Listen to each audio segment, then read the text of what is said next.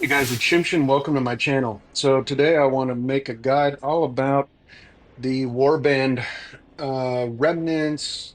Let's see what they're technically called. The room management and the the rooms themselves. The what are these called? The base bonus, the remnants, the remnant sets, everything. So these are provides some of the best buffs. One of the main reasons why you want to be in a war band, even if it's a solo war band, and mine essentially is for now. I've got a couple of people I accepted their requests and they didn't even respond when I said welcome. I've just basically created a clan and a war band solo for now just to avoid drama on my server. Thinking of maybe transferring, but for now I am uh, doing this. So it gives me the opportunity here to give some guides showing you the view as the warband leader.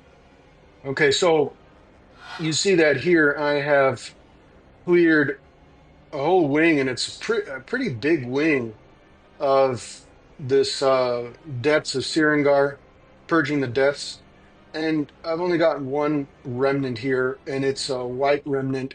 So what I'm going to do here is just exit, leave this instance, and yeah, just start again.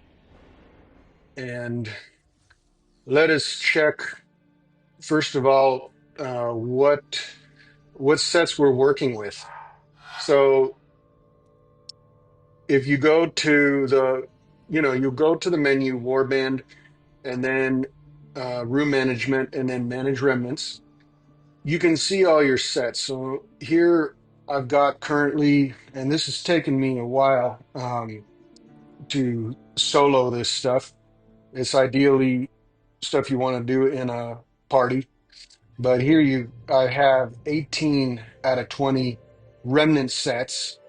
And yeah, you see that these are divided into four different roles: protector, attacker, support, and survivor.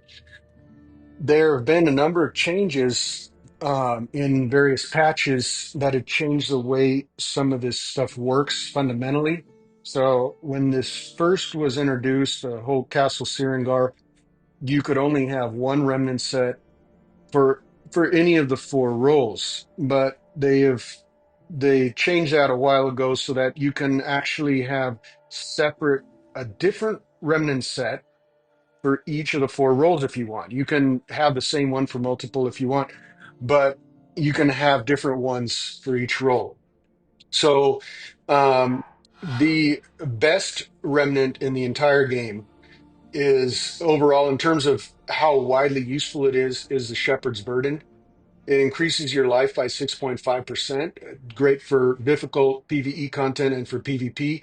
But really, what's great for everything is increases your size by 15% because size acts as an independent multiplier for your movement speed. It actually does make you move that much faster.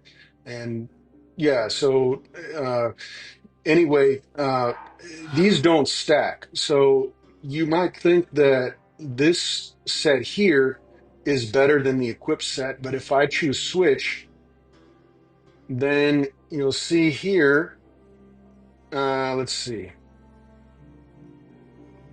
If you look here, you'll see this one says just like it is, but then this one in the remnant bonus section, it says up to one maximum.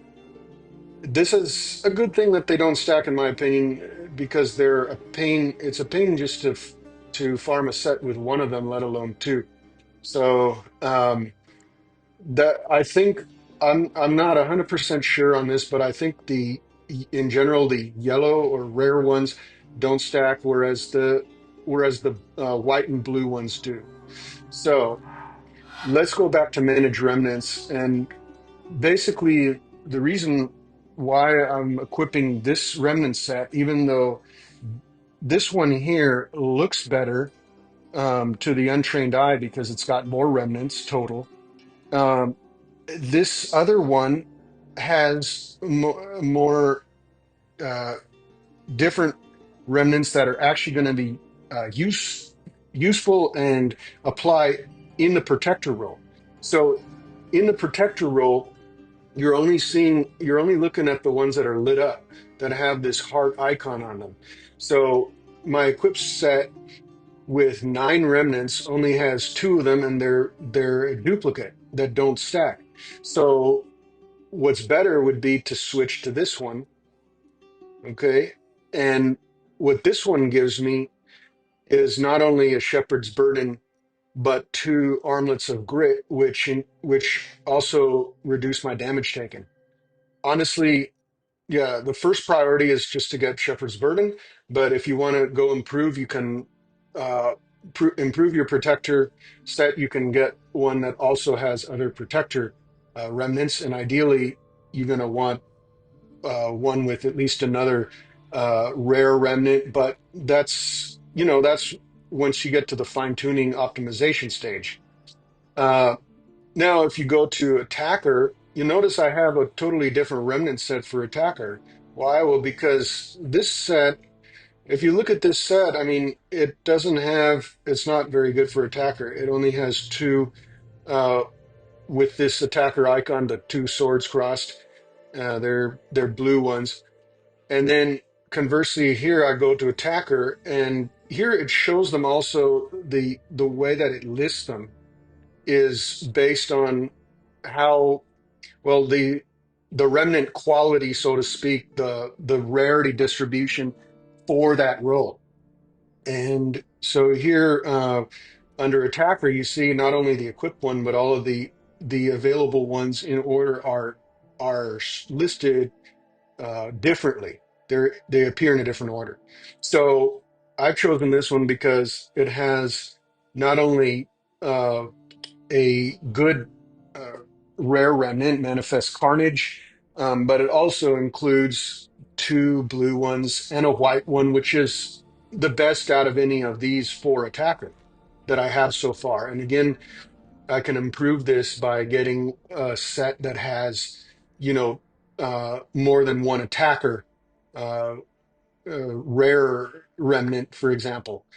Okay, but yeah, having at least one rare is going to be a good start. And these 2 roles, protector and attacker, are going to be uh, the only 2 roles you really need, and the ones that I would recommend for the vast majority of the content and vast majority of situations. Support and survivor are very niche, and you can get good remnant. So of course, the one my best remnant sets uh, for a particular role are for the ones that I don't recommend using so much. They're more niche, support and survivor. And here I've got one with 2 rare remnants for support and one with 2 rare remnants for survivor, of course. But you want to focus on protector with the shepherd's burden remnant, and then attacker with, as many good ones as you can get, and read the descriptions of them. See not only this skill remnant quality or rarity distribution, but the actual effect, and think to yourself, well, for example, manifest carnage, okay, increases critical hit damage by 10% while your critical hit chance is greater than 70%. So this is not going to do anything unless your critical hit chance is greater than 70%. Well, how can you get it greater than 70%? A couple of main ways that I can think of. One is to have both Mother's Lament and Roiling Consequence gem, and they stack. Another is to be in a party with the Crusader using a standard a base or the Arrow Keeper Holy Banner. Although I would argue for well optimized parties in general, the Arrow Ignition is better for most well optimized parties. There may be exceptions, but so you want to think about how you and your warband is going to benefit from the remnants in the set. And here also, Coward's Rage increases all damage done by 3% while no enemies are within 3 yards. So this is a one that's good for range, but not for melee. Okay, and then this war base increases critical hit chance by 3% while above 70% of your total lives. Well, so then you want to be mindful to, to be above 70% of your total life. If you got this one, stay above 70% of your total life to have this one keep giving you effect. If you're using blood-soaked jade, you've got another reason to try to stay as high a life as you can. Uh, and then this one, applies no matter what to primary attack based builds. So, does not affect, for example, if you're running a whirlwind barbarian build, for instance. So you want to really look at every single remnant, think about what it does, think about how you're going to take best advantage. You and your warband members are going to take best advantage of each and every remnant in the set. This damage taken reduced, that's always a good thing to have. It's icing on the cake, in my opinion. Um, so you want to go like that. And I want to show you a lot of players make the mistake of thinking that a remnant set with the most remnants is going to necessarily be the best. Well, let me show you something. Um, it's very rare to get a remnant set with 10, but here I've got one.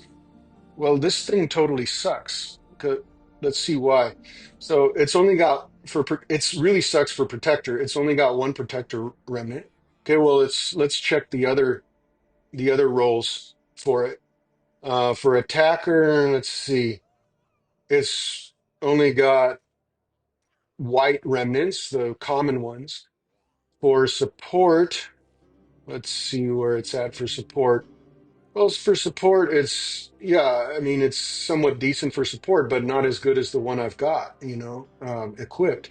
And then for survivor, again, it's maybe somewhat decent, but not as good as the one I've got equipped. So, in fact, um, when you get to 20 available remnant sets and anyone in your warband purges the depths, the game is going to automatically delete one. And honestly, I would not trust the game to choose the best one to delete. So to show you that I am serious about what I say and I put my money where my mouth is, I'm going to delete this one right in front of you guys, this 10 remnant one. I'm going to go ahead and delete it right now because to show you how serious I am that this really sucks. This set of 10 remnants really sucks. So I'm going to delete it right now. Are you sure you want to delete this remnant set? Yep, confirm. There we go. And if you want to make sure not to delete a particular set, you can lock it here or unlock it if you want to be able to get rid of it. The equipped ones, there's no lock or unlocked. I believe they're automatically locked, so that if you do get up to 20 and it starts automatically deleting sets, it's at least not going to delete the equipped ones. So definitely make sure to check every time, you got more remnant sets in your warband. Make sure to go through them. I mean, especially this should be what the warband leader does. But if the warband leader is maybe less experienced or informed, maybe, I mean, you could point him to this video, for example, and inform him or her. So let's look down at the other ones and see which other ones I would delete. Well, so I do tend to look at the ones with less remnants first, as candidates to delete. They're less likely to be good. Um, but as I just showed you, that's not necessarily the case. So let's look at this one right here, for example. We got we got a blue, gray. So we've got, this is one yellow for support, but we've got one with two yellows for support. So this is inferior for support, and this one's got one yellow for survivor, which is inferior to the one we have for survivor. So I'm going to go ahead and delete this one as well. Okay. And then this one here, let's see what we've got. We have one yellow for support, and that's it. So this is safe to delete as well. Okay, now this one right here, we've got a survivor one, one for survivor, one yellow for survivor, and that's it. So this one is safe to delete as well. And here we've got one yellow for support, one yellow for survivor. And again, we've got sets with two of each, of two for each of those roles. So let's go ahead and delete this one. And yeah, so here I'm down to 13 out of 20. So here I've got some buffer room in case these two people in my warband decide to become active and start purging the depths. They can get some more remnants, or I can go and do this grind. It's really a slog in doing it solo. Um, and I find oftentimes when you do it, so you go over here. This is, in my opinion, the most convenient way, right next to where the raids are in the center of Westmarch. Talk to Valstis, the Warband Steward, and go to Purge the Depths. And yeah, and you can find a raid, but in my experience, joining other people's raids, they usually will do fast runs as opposed to full runs. And so, as I showed you, if you get crap in the first wing, just very few remnants, like less than three remnants and or less, no rare remnant, then you can just exit it and go on to the next run, and do and if you're off to a good start, then continue it and see, try to see how good of a set you can get.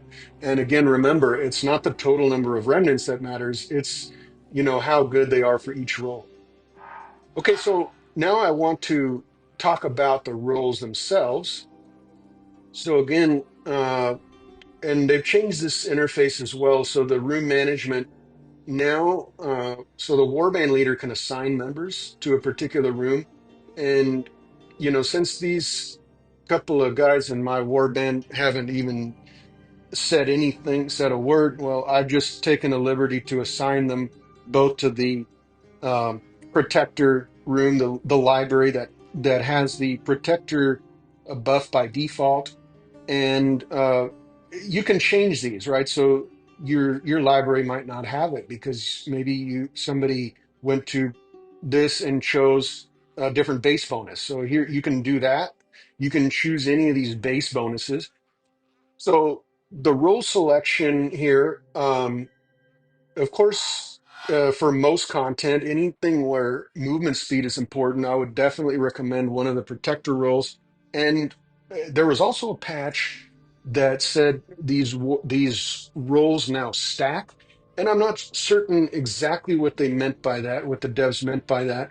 So I think it would be interesting to test this other protector warband. That damage taken by all warband members is decreased by 1.2%, and see if having multiple people in a warband choose that will cause that to stack. Because if you can cause that to stack, it could be pretty good. Um, but I have not tested that. Uh, so yeah, that's just, if uh, please let me know if that one stacks, because it could be really nice for for difficult content or for PvP. Also, depending on the conditions, I don't know if people have to be within a certain radius, or if it only applies to the party, or if they have to be in the same zone or same activity or whatever. So that's definitely area for testing, and if you know, then please let me know. Now for attacker, the most popular one. So the most popular protector is the increased block chance. It's not a huge bonus, but it's a nice icing on the cake on top of the shepherd's burden. And then for attacker, the most popular one is damage done increased by 3.5%.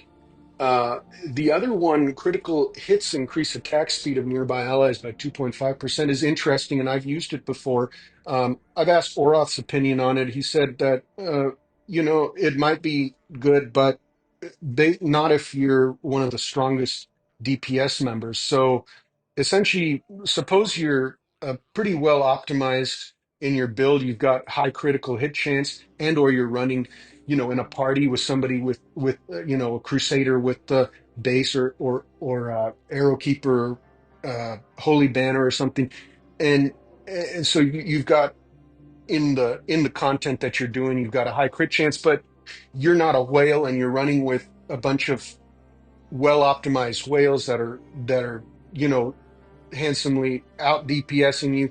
Well, you can then choose that other one, but in general you probably best off with the damage done increased by 3.5%.